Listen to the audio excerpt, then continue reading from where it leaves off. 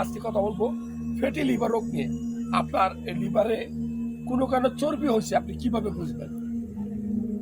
ইদানিং বেশিরভাগ মানুষের আল্ট্রাসোনোগ্রাম করলে লিভারে চর্বি আসে, যে আস্তে আস্তে চর্বি জমতে জমতে লিভারটা অকেজি হয়, সাদা হয়ে যায়।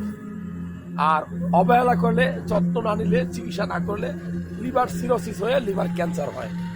এখন আপনার লিভারে যদি চর্বি জমে, আপনি কি কি পরীক্ষা করবেন? আমি বলবো যে একটা আল্ট্রাসোনোগ্রাম করবেন। একটা মাত্র আল্ট্রাসোনোগ্রাম করলেই আপনি বুঝতে পারবেন আপনার লিভারে চর্বি আছে কিনা।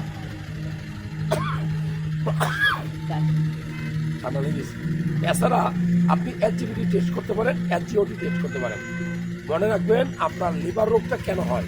এটা হয় আপনি যদি রাতে ঠিকমতো ঘুম না যান, আপনি যদি অতিরিক্ত মাংস জাতীয় খাবার খান, আপনি যদি অতিরিক্ত তৈলাক্ত খাবার খান, ধরেন সবসময় ফাস্ট ফুড জাতীয় খাবার খান, আপনি ধূমপান করলে, আর সবচেয়ে বেশি যে কারণে হয় সেটা হলো অ্যালকোহল সেবন করলে, যারা মদ্যপান করে।